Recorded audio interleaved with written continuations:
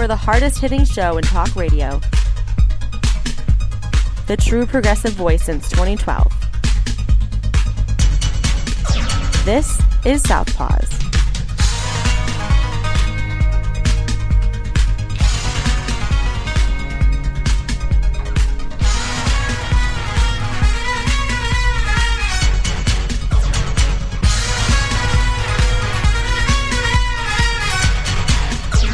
And welcome to Southpaws on the Pacifica Radio Network. We are the leaders of the revolution. I'm Darren Gibson, your host today. As promised last week, we will talk about Kentucky House Bill 5, the Safer Kentucky Act. Or is it? Who's it safe for? It's not for homeless people. It's very dangerous for homeless people. We'll give you all the details about that.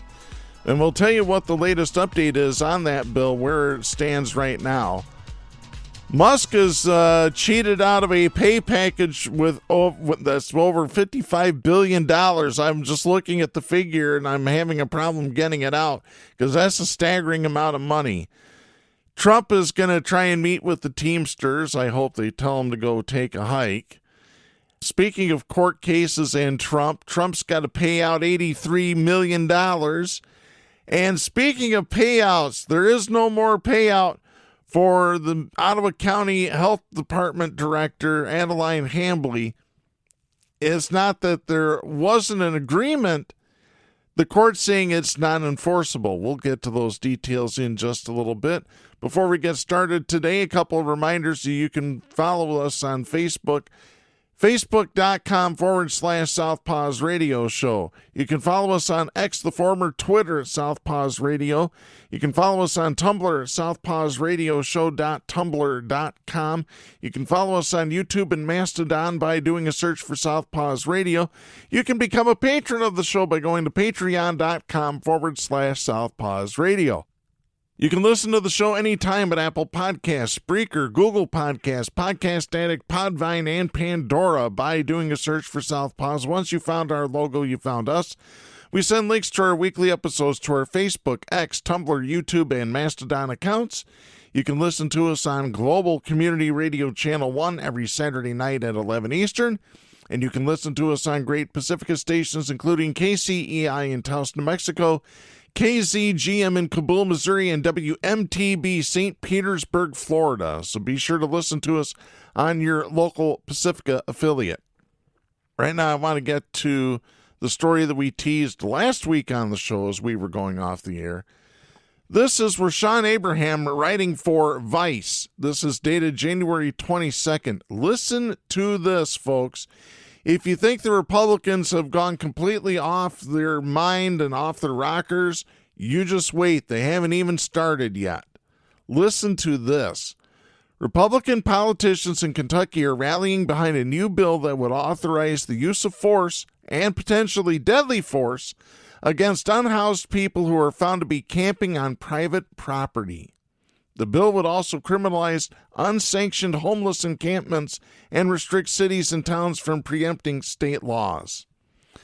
The bill, known as the Safer Kentucky Act, or House Bill 5, would target homelessness, drug possession, and mental illness by drastically increasing criminal penalties for a range of offenses.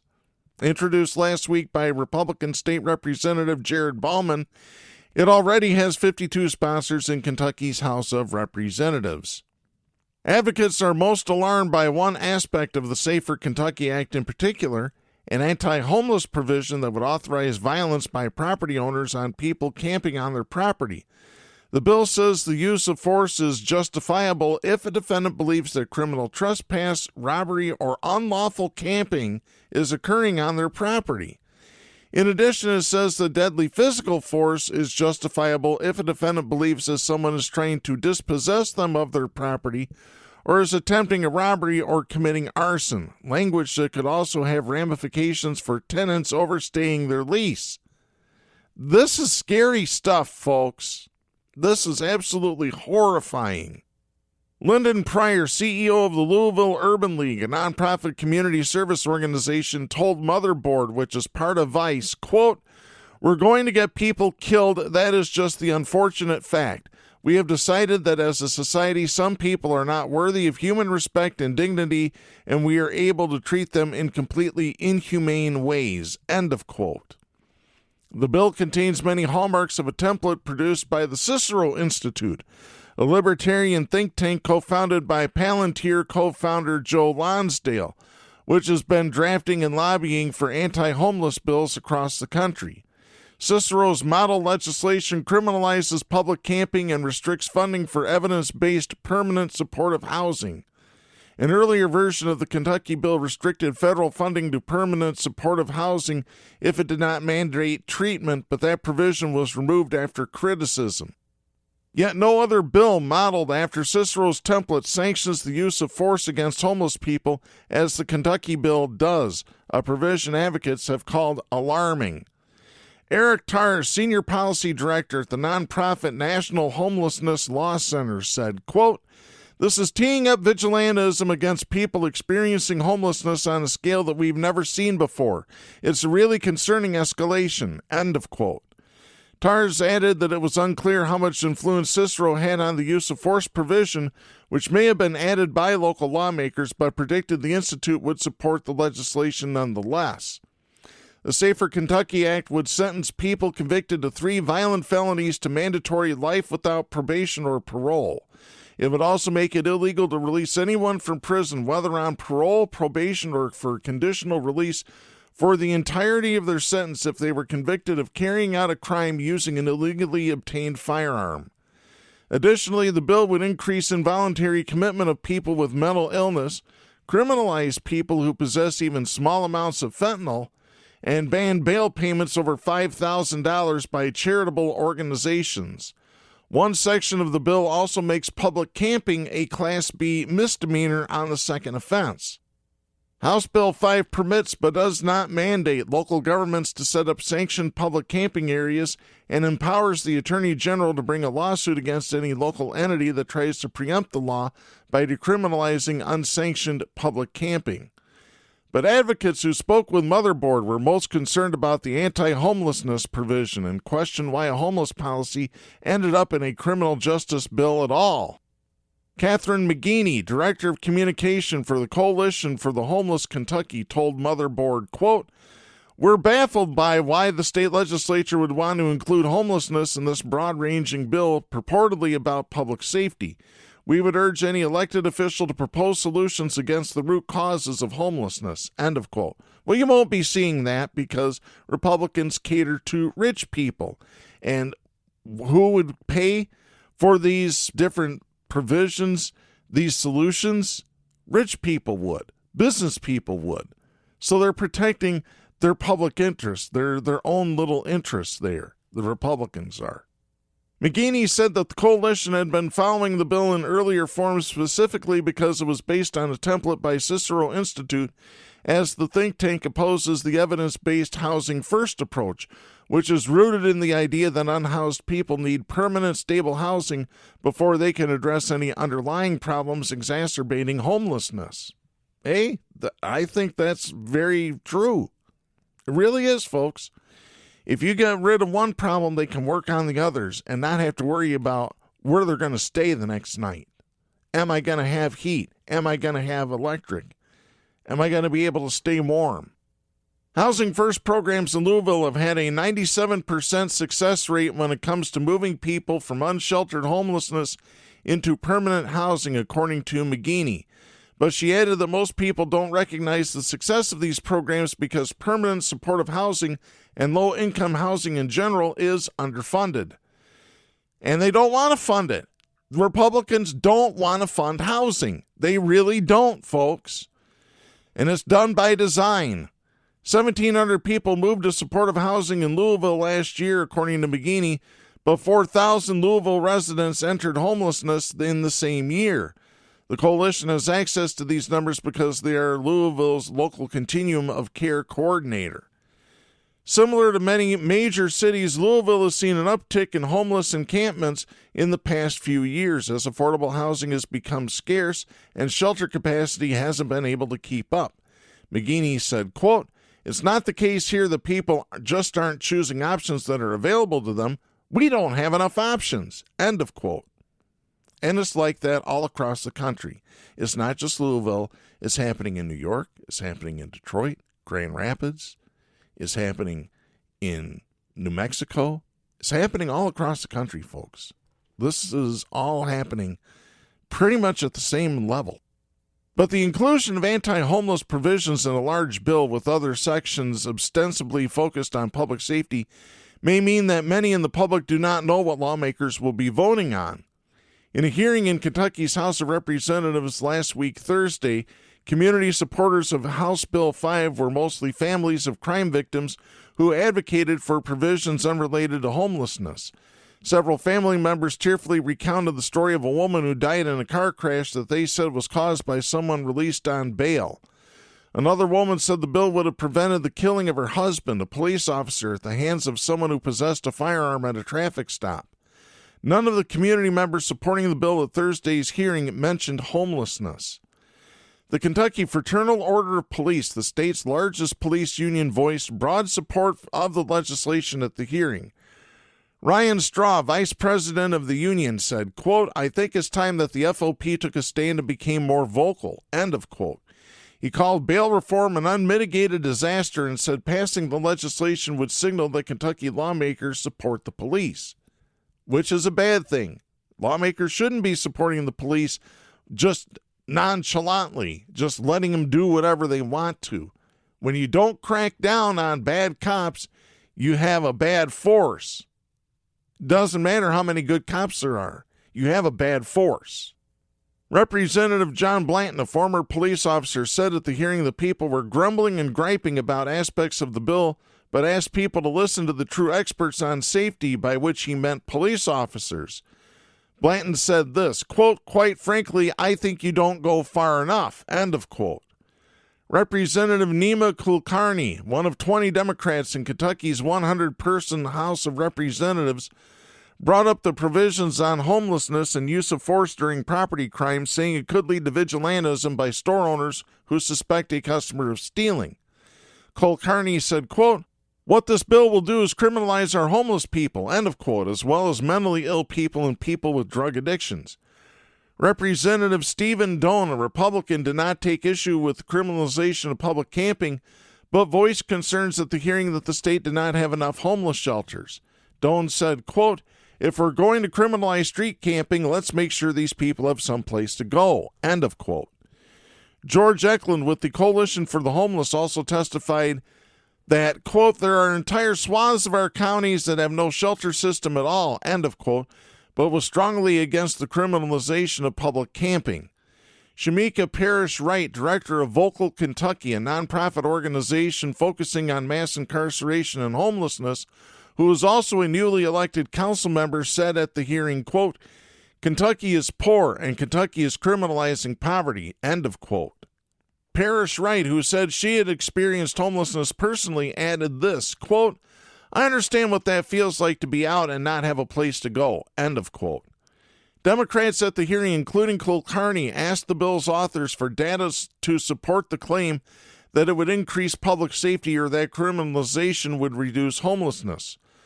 Bauman, the bill's author, said he had the data in front of him and could present it after the hearing, but cited no numbers. With 52 co-sponsors and 78 of 100 seats in the House held by Republicans, it's likely that the bill will pass the House in some form, although changes were still being made to the legislation last week, Thursday. The bill would still need to pass the state Senate, a body that is also controlled by Republicans. Representative Lindsey Burke, a Democrat, introduced an amendment on Thursday that would remove the public camping ban from the bill, but it's unclear how much support the amendment has. Advocates said that the process of writing the legislation was rushed and that organizations opposed to the bill did not know that the Thursday hearing was happening until the last minute. Pryor with the Urban League said, quote, "Things are being hurried along and ramrodded through in the hopes that people aren't going to be able to read it," end of quote. So far, attempts by advocates to change the legislation have not been fruitful, according to Pryor. Quote, "There hasn't been much in the way of support and change. Those who have voiced concerns still either voted for the passage out of committee or voted present," end of quote. So that was last week, the 22nd, We have an update. This is Darby Bean writing for WDRB Television out of Louisville, Kentucky. This is dated January 26th. The Kentucky House passed sweeping criminal justice legislation on Thursday known as the Safer Kentucky Act. The bill now heads to the Senate. The Safer Kentucky Act, or House Bill 5, includes a 3-strikes penalty for those convicted of their third violent felony, increases the penalty for attempted murder, creates a ban on street camping, and more. In total, the bill includes more than 20 points. Bill sponsor Representative Jared Bauman told WDRB News on Friday, quote, I feel great that we were able to pass House Bill 5, the Safer Kentucky Act, in a bipartisan manner and send it over to the Senate chamber last night. I feel great about working with senators and our colleagues over there to pass it through the Senate as well and send it on to the governor for this session, end of quote. Here's the thing, it was not bipartisan. The vote was 74-22, and I'm pretty sure every single Democrat voted against it. The legislation would bring a multitude of changes to the Bluegrass State's criminal code. Another key section aims to crack down on the prevalence of fentanyl with harsher penalties when its distribution results in fatal overdoses. Fentanyl is a powerful synthetic opioid seen as a key factor in the state's death toll from drug overdoses. Other parts of the bill would create a standalone carjacking law with enhanced penalties, require violent offenders to serve most of their sentences before becoming eligible for release, and give local governments power to designate temporary camping locations for the homeless.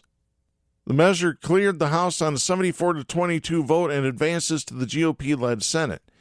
During the nearly 3-hour House debate, supporters portrayed the measure as an overdue policy shift that does more to hold criminals accountable and to make communities safer.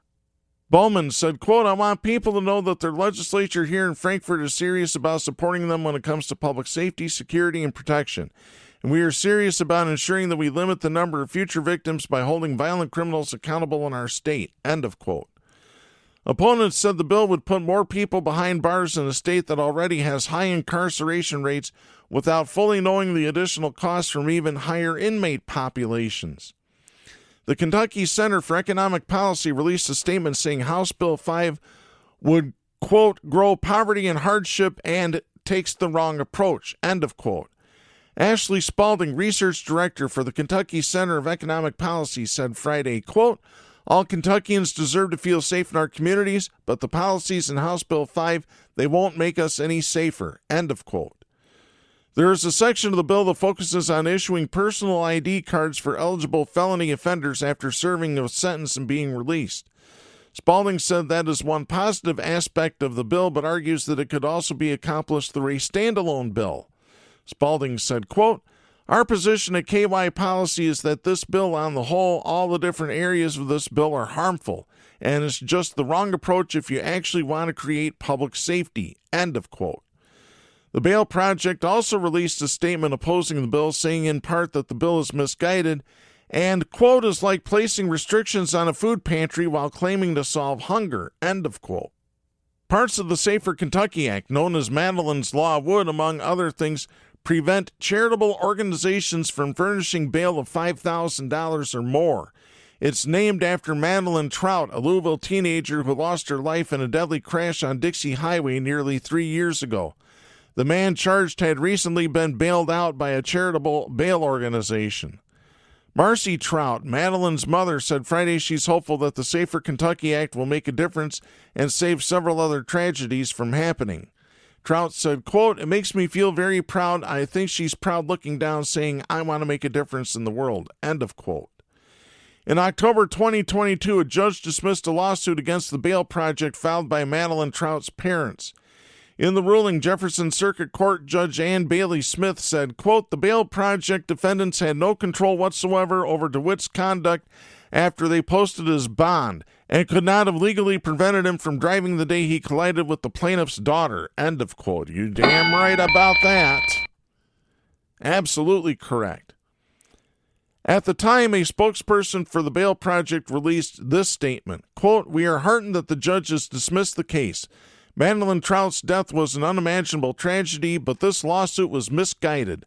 The fact is that bail is set for one reason, to ensure a person returns to court for future hearings. The Bail Project is a nonprofit that has helped thousands of Louisvillians who are too poor to afford bail. Our efforts allow people to continue to work and care for their families while awaiting trial and keep the jail from becoming overcrowded with people who have not yet been convicted. End of quote. Other aspects of the bill aim to crack down on drive-by shootings and would offer both workers and business owners criminal immunity in cases where they use a reasonable amount of force to prevent theft or protect themselves and their stores. The Safer Kentucky Act would prevent early release in situations when offenders either possessed a firearm as a convicted felon, knew the firearm was stolen, or possessed the weapon while on probation or parole.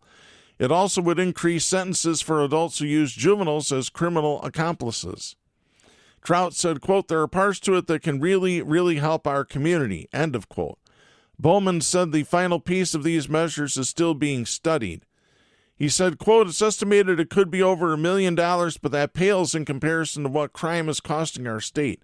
It's costing our state billions of dollars every year, end of quote. Well, I'd like to see the numbers on that because I think he's full of crap. He said conversations with stakeholders will continue. Yeah, the stakeholders being the cops and businesses. Quote, I expect that they will actually become more frequent as the window closes to make those changes.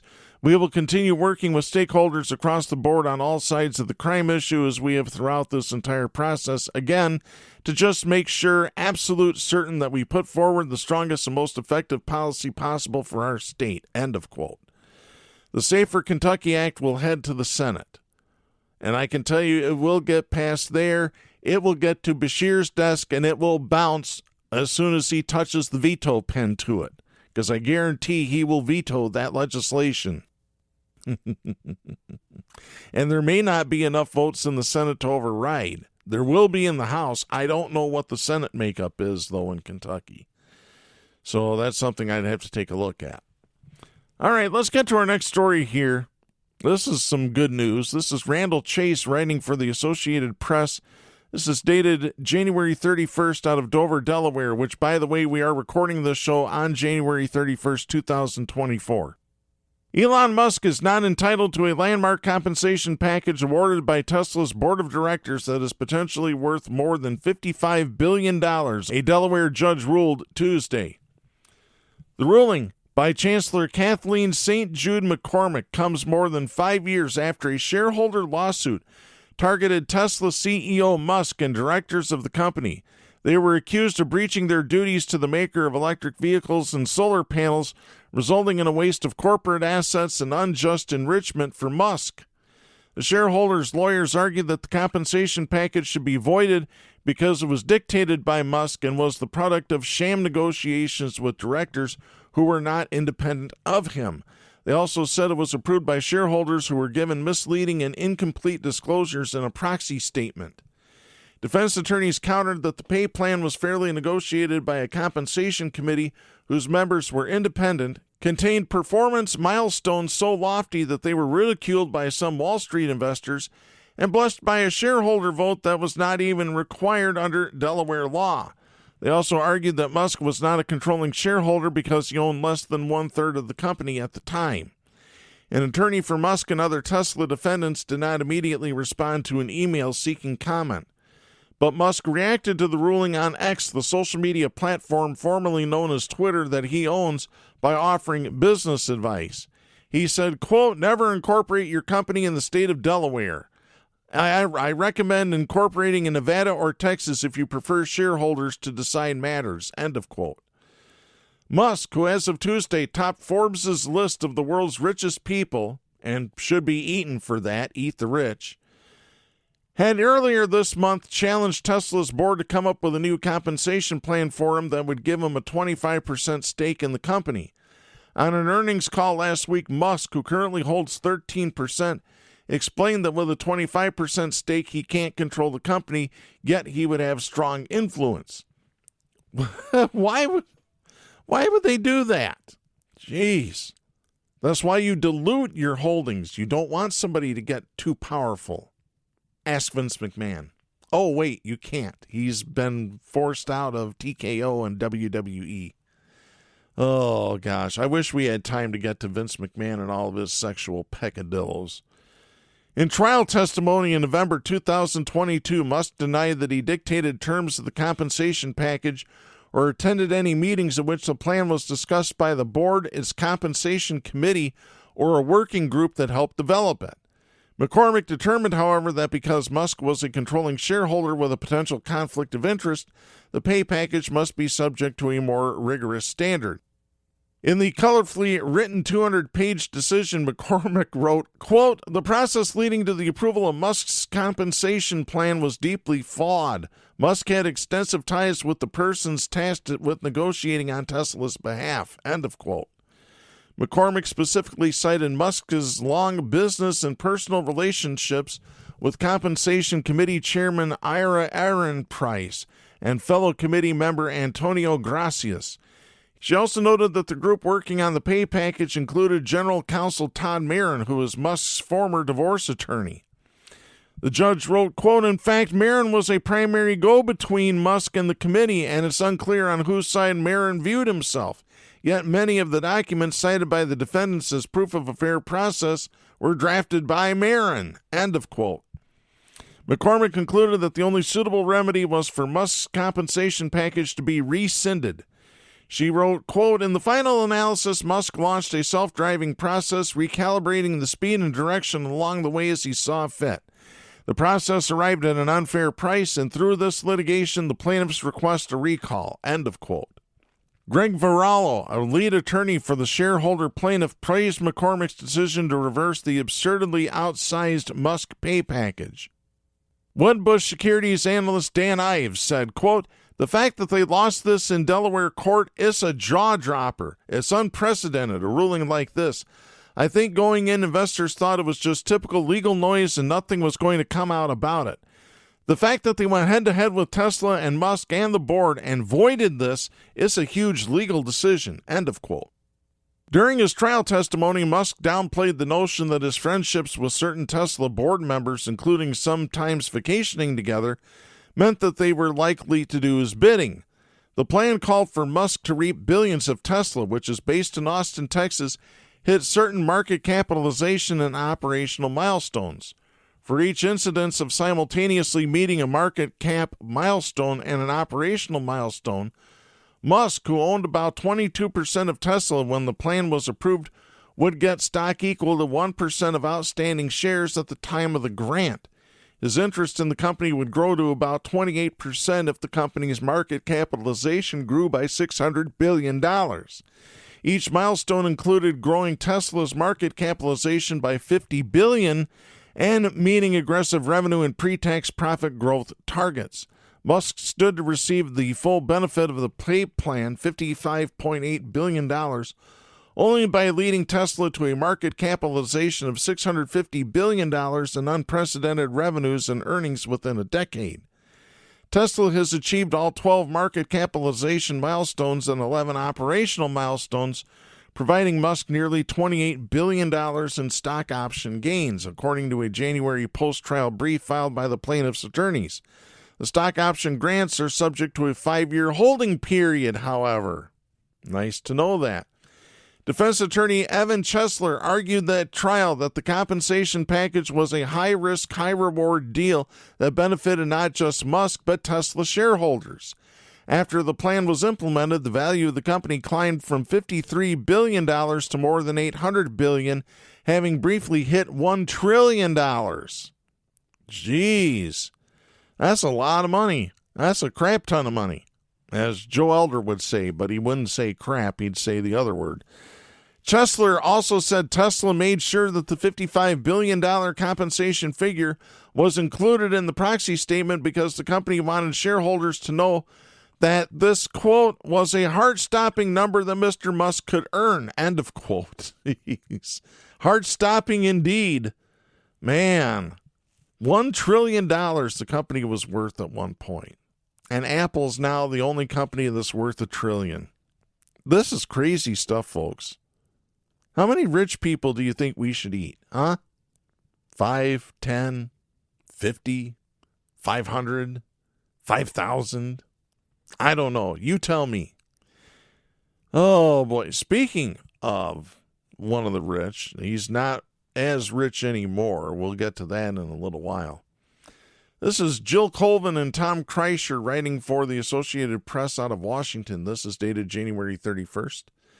As he looks past the Republican primary and toward a likely general election rematch against President Joe Biden, Donald Trump will meet with members of the Teamsters union in Washington on Wednesday as he tries to cut into Biden's organized labor support.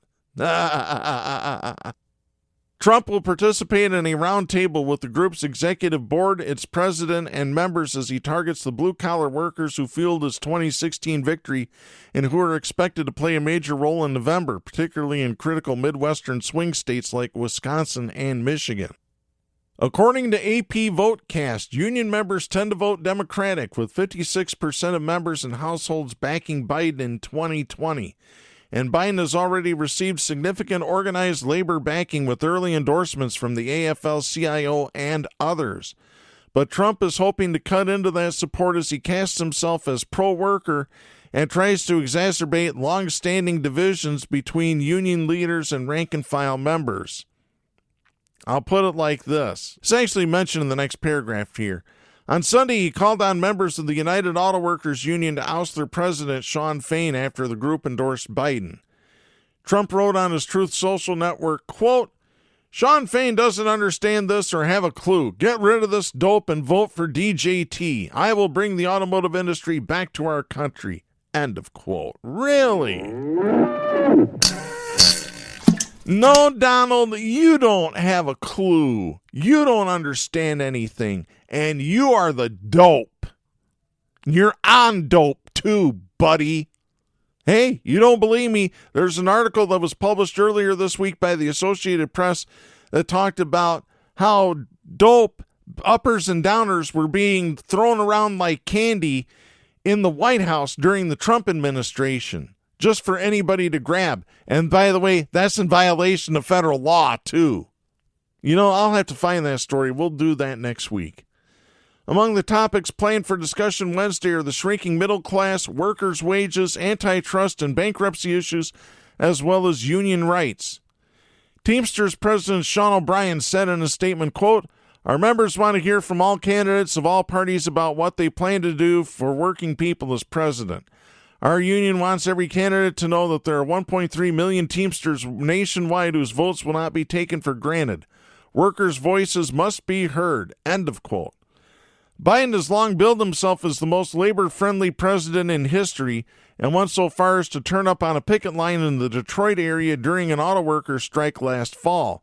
By the way, while Biden was there, Trump was at a scab auto parts plant. So there you go, folks. When Shawn Fain says that Donald Trump is a scab, you better believe it. You better take his word for it, because he's telling the truth. He was also invited for his own session Wednesday. Biden campaign spokesperson Lauren Hitt said that Biden, quote, "looks forward to meeting with the Teamsters and earning their endorsement," end of quote, but that the timing remained to be announced. On Thursday, he will travel to Michigan, where he plans to meet with UAW members, according to a Biden campaign official who spoke on the condition of anonymity to discuss details of a trip that had not been formally announced. Earlier this month, O'Brien met privately with Trump at his Mar-a-Lago club, where the two discussed issues including right-to-work laws that allow those in unionized workplaces to opt out of paying dues and fees. They also posed for a side-by-side photo, both flashing thumbs-up signs that Trump posted online. Well, I guess we found the dope, and it's O'Brien. If you talk with Trump, you're a dope. If you think he's going to be pro-worker and pro-union, think again. Because it's not going to happen. It's never going to happen. In an interview with Fox Business Propaganda Channel after the meeting, O'Brien said it had gone fine as he emphasized the importance of open dialogue. He said, quote, "We put our cards on the table. It was a very matter-of-fact meeting." He claimed he was, 100% supportive of unions, but history, obviously, you take a look back, and there's certain issues that we have with him. End of quote. Yeah, you damn right. There's plenty of issues to be had with that orange pig. During Trump's presidency, the National Labor Relations Board reversed several key rulings that made it easier for small unions to organize, strengthened the bargaining rights of franchise workers, and provided protection against anti-union measures for employees. The Supreme Court's conservative majority, including 3 justices that Trump nominated, overturned a decades-old pro-union decision in 2018 involving fees paid by government workers. The justices in 2021 rejected a California regulation giving unions access to farm property so they could organize workers. While the Teamsters endorsed Biden in 2020 and Hillary Clinton in 2016, O'Brien stressed the union has, quote, a very diverse membership and our members vote, end of quote. I tell you what, a union man or woman who votes Republican is no better than a scab. And I said it right here, right now. And it's something that I have said for over 12 years on this very show. Art Wheaton, Director of Labor Studies at Cornell University, said that in the past, unions almost automatically endorse Democratic candidates. But this year, he said unions like the Teamsters have required candidates to outline their positions and show how they will support rank-and-file workers to earn their backing. Wheaton said that the message to candidates is, quote, if you don't help labor and you don't help my position, you're not going to get my endorsement, end of quote. The Teamsters meeting with Trump also reflects the reality that a significant portion of the union's membership supports Trump. Wheaton estimates about 30 to 40% of its members voted for Trump in 2020, even though the union endorsed Biden. So about 30 to 40% of the Teamsters are a bunch of frickin' idiots. Morons, imbeciles, brain dead. Oh, I really want to say an ableist slur, but I'll refrain from doing so. Wheaton said, quote, you need to do your due diligence and listen and let them have the option and ability to say what they want, end of quote. In September, Trump traveled to Michigan while his Republican rivals held a debate and tried to win over auto workers by lambasting Biden's electric vehicles push in the midst of a strike. During his speech, Trump urged the UAW to endorse him, directly appealing to Fain from the floor of a non-unionized auto parts plant. Fain instead called Trump a scab, a derogatory word for workers who crossed union picket lines and worked during a strike as he endorsed Biden. Well, Trump is a scab. You go and you start if you go into a scab workplace and you start talking about how you're going to make America great and whatever, guess what? You are a scab. Fain said, quote, this November we can stand up and elect someone who stands with us and supports our cause, or we can elect someone who will divide us and fight us every step of the way, end of quote. Teamsters members include UPS drivers, film and television workers, freight operators, members of law enforcement, and other government workers. Biden already has the backing of the AFL-CIO, the American Federation of Teachers, and the American Federation of State, County, and Municipal Employees, which rolled out their endorsements together last June. While overall union membership rates nationwide fell to another all-time low in 2023, the country's largest unions have nonetheless built sprawling get-out-the-vote efforts, which Biden is counting on to help turn out his supporters in pivotal swing states. The campaign of former UN Ambassador Nikki Haley, Trump's last remaining Republican rival, did not respond to a request for comment about whether she intends to meet with the Teamsters. So there you go, folks. Donald Trump is a scab. Period. End of story. Let's get to our next story here, and continuing with Trump. This is Larry Neumeister, Jake Offenhartz, and Jennifer Peltz writing for the Associated Press. This is dated January 26th. Some more good news for E. Jean Carroll. A jury awarded her $83.3 million on Friday in a stinging and expensive rebuke to Donald Trump for his continued social media attacks against the longtime advice columnist over her claims that he sexually assaulted her in a Manhattan apartment store. The award, coupled with a $5 million sexual assault and defamation verdict last year from another jury in a case brought by Carroll, raised to $88.3 million what Trump must pay her. Protesting vigorously, he said he would appeal. The 80-year-old Carroll clutched her lawyer's hands and smiled as the 7-man, 2-woman anonymous jury delivered its verdict. Minutes later, she shared a weepy 3-way hug with her attorneys. She declined comment as she left the Manhattan federal courthouse, but issued a statement later through a publicist saying, quote, "This is a great victory for every woman who stands up when she's been knocked down and a huge defeat for every bully who has tried to keep a woman down," end of quote. Trump had attended the trial earlier in the day but stormed out of the courtroom during closing arguments by Carroll's attorney. He returned for his own attorney's closing argument and for a portion of the deliberations, but left the courthouse a half hour before the verdict was read. In a statement shortly afterwards, he said, quote, "Absolutely ridiculous. Our legal system is out of control and being used as a political weapon," end of quote. No, it ain't, Donald. It's called justice. You have been served justice, buddy. His attorney, Alina Habba, said the verdict resulted because Trump's opponents were suing, quote, "in states where they know they will get juries like this. It will not deter us. We will keep fighting, and I assure you we didn't win today, but we will win," end of quote. No, you're not going to win. You're gonna lose. You're gonna lose. You stink. You're gonna lose. That's right. You tell him, Stillwell.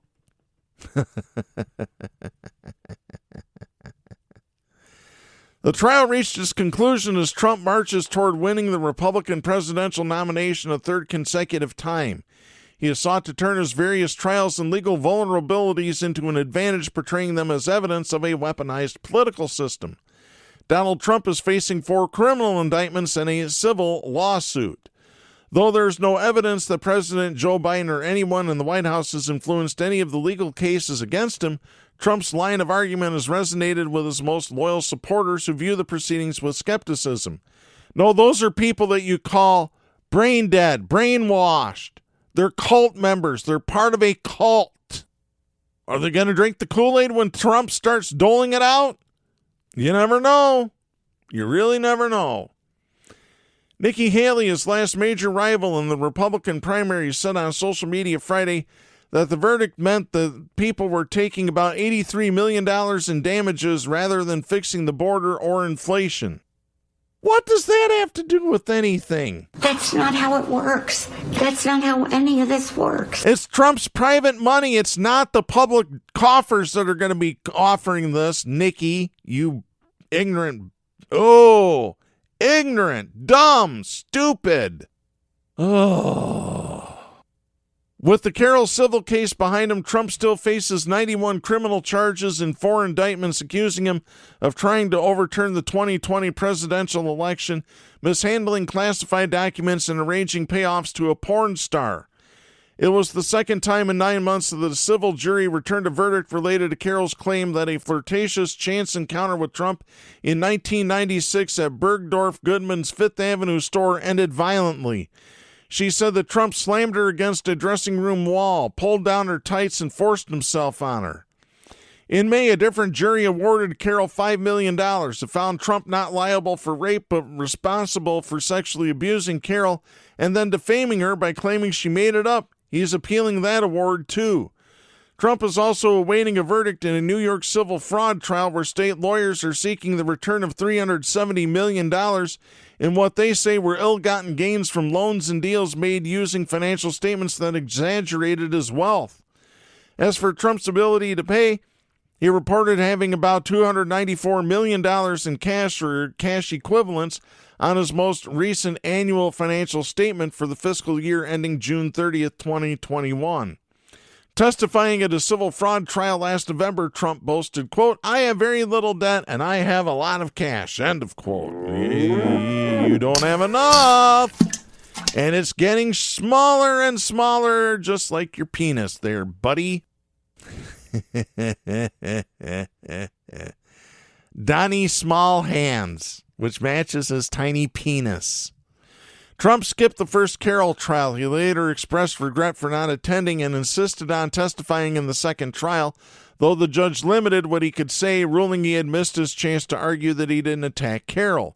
He spent only a few minutes on the witness stand Thursday, during which he denied assaulting Carroll, then left court grumbling, "This is not America."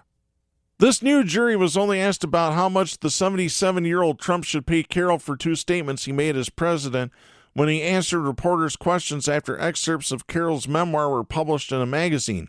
Damages that couldn't be decided earlier because of legal appeals.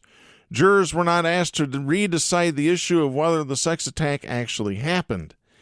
In her closing argument Friday, Carroll attorney Roberta Kaplan, who is not related to the judge, requested $24 million in compensatory damages and an unusually highly punitive award.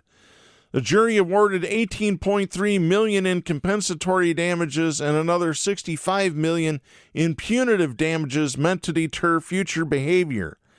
Kaplan urged jurors to punish Trump enough that he would stop a steady stream of public statements smearing Carroll as a liar and a whack job. She noted that Trump had boasted of at least $14 billion in assets and that his brand alone is worth $10 billion. She said, quote, Donald Trump is prepared to use his wealth and power to defame people whenever he wants. He ignored the last verdict as if it had never happened. End of quote. Kaplan said he didn't show up at last year's trial when a jury determined he had sexually assaulted and defamed Carroll, but he made sure to attend most of this year's trial because it focused solely on damages. Because Trump, all he cares about is money. The lawyer said, quote, while Donald Trump may not care about the law, while he certainly doesn't care about the truth, he does care about money. End of quote. That's right. That's exactly right. Big punitive damages, she told jurors, was the only way to give Ms. Carroll a chance at a normal life again where she is not regularly bullied and humiliated by one of the most powerful men on the planet. That's a direct quote. Trump shook his head vigorously as Kaplan spoke early in her summation, then suddenly stood and walked out, taking Secret Service agents with him. His exit came only minutes after the judge, without the jury present, threatened to send his attorney to jail for continuing to talk when he told her she was finished. The judge told Haba, who immediately complied, quote, you're on the verge of spending some time in the lockup. Now sit down. End of quote. Oh, that's beautiful. I love that. Yeah, tell her to shut the F up. Good God. Carroll testified earlier in the trial that Trump's public statements had led to death threats. She said, quote, he shattered my reputation. I'm here to get my reputation back and to stop him from telling lies about me. End of quote. She said she'd had an electronic fence installed around the cabin in upstate New York where she lives, warned neighbors of the threats, and bought bullets for a gun she keeps by her bed. She testified, quote, previously I was known simply as a journalist and had a column, and now I'm known as the liar, the fraud, and the whack job. End of quote. Trump's lawyer told jurors that Carroll had been enriched by her accusations against Trump and achieved fame she had craved. She said no damages were warranted after Trump's lawyers had established that Carroll didn't suffer emotionally from Trump's statements, and, quote, she certainly hasn't suffered professionally. End of quote. Oh, really? You can't go around defaming people! To support Carroll's request for millions in damages, Northwestern University sociologist Ashley Humphreys had testified that Trump's 2019 statements had caused between $7.2 million and $12.1 million in harm to Carroll's reputation. When Trump finally testified, Judge Lewis A. Kaplan, who is no relation to the plaintiff's attorney, gave him little room to maneuver after saying Trump was not permitted to revive issues settled in the first trial. Kaplan, who is unrelated to Roberta Kaplan, said, quote, it is a very well-established legal principle in this country that prevents do-overs by disappointed litigants.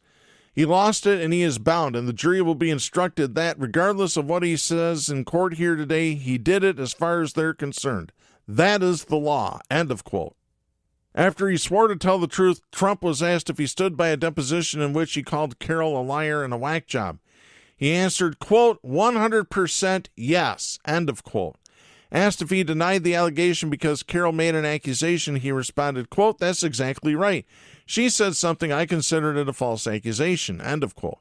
Asked if he ever instructed anyone to hurt Carroll, he said, quote, no, I just want to defend myself, my family, and frankly, the presidency, end of quote.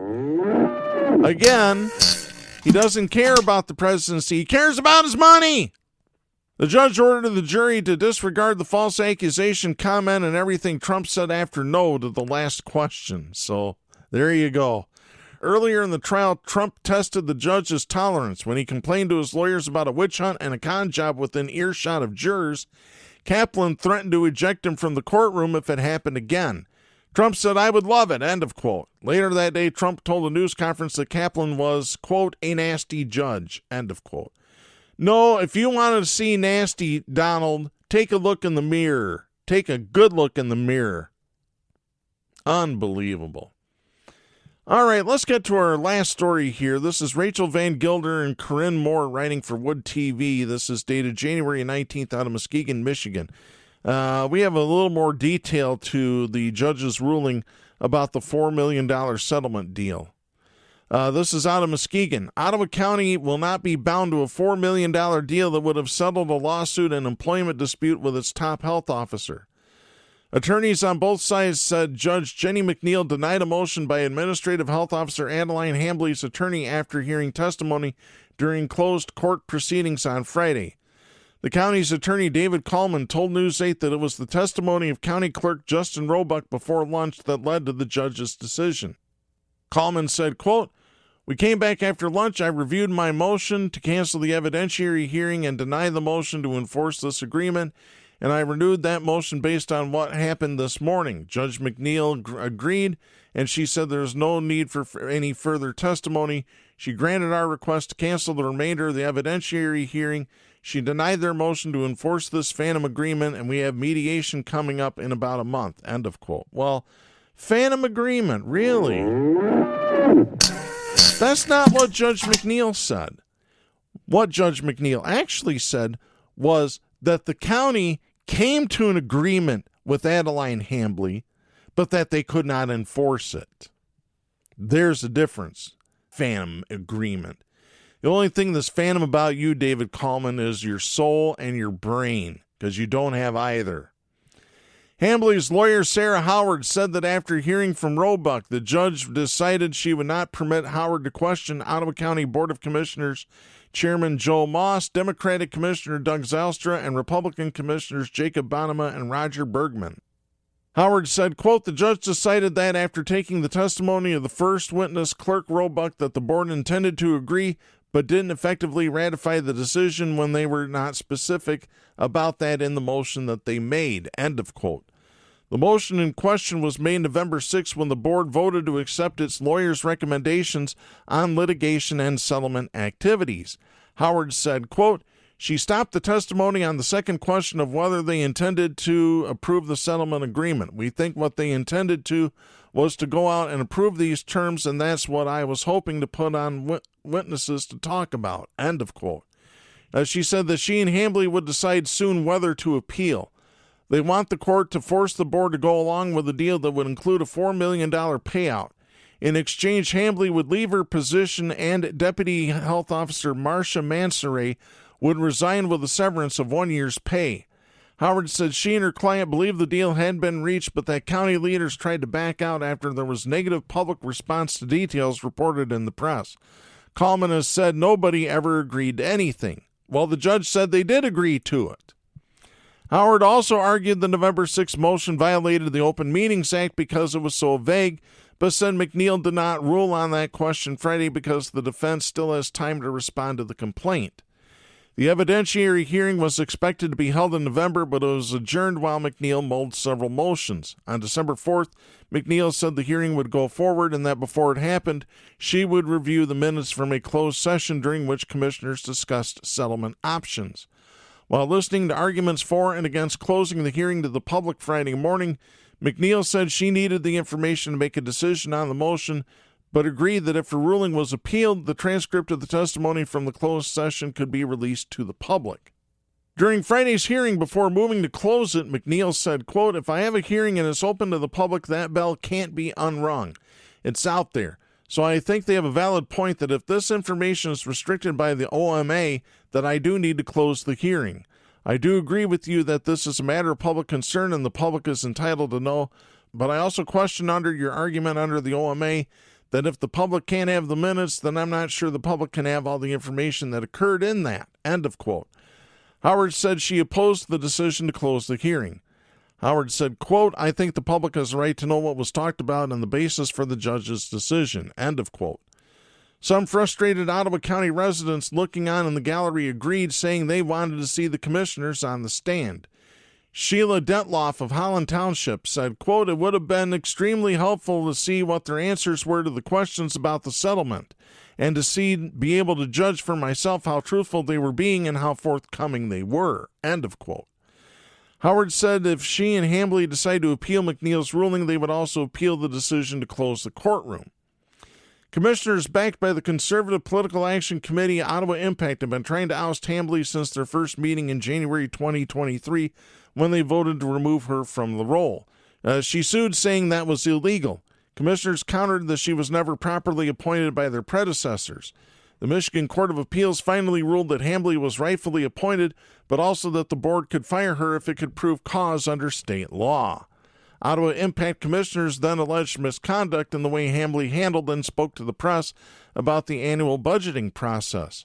A hearing for Hambley's removal was held, but commissioners kept putting off a vote on whether or not to remove her, instead meeting in closed session for hours across 3 days to discuss the possibility of a settlement that would resolve both the termination hearing and Hambley's lawsuit.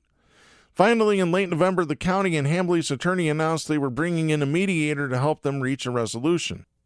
Before closing the court Friday, McNeil said, quote, "I need to make a decision on this motion, and then we need to proceed. Either you go to mediation, you resolve it, fantastic, or you don't. We have a trial, we get this resolved. I think that definitely is what benefits the public here. The issue needs to be resolved for everyone, for your client, and for the entire county, quite frankly," end of quote. Howard explained that she sent the county lawyers a list of 10 mediators she and Hambley would agree to. The county selected Grand Rapids attorney Tom Bem from that list. Mediation was expected to begin February 26, but Howard said that date could change if Bem had concerns or if not all the commissioners were available. Howard said, quote, "I have no opposition to continuing with mediation with the defendants to see if we can come to a new agreement that will resolve all this. The judge recognized that our side has some trust issues, and I think what the defendants are going to do to resolve that is do a mediation with the full board in closed session, so that if an agreement is reached, they come out and vote on it in open session and tell us what they're agreeing to in open session so that it's a binding agreement. We know in our mind that they're not willing to have my client stay, despite her asking multiple times first for that as a settlement and a really reasonable settlement, and we know what they were willing to pay to have her resign," end of quote. Hambley said the stress of the ongoing dispute has created an adversarial and uncertain environment while the Ottawa County Department of Public Health tries to continue to function and provide quality services. Hambley said she loves working in public health, but it's been difficult since the role has been so intertwined with politics. Hambley said, quote, "It's especially hard, I would say, that most people that go into working in public health have some sort of servant mentality. They want to help the communities they live in. They want to help the people that live there.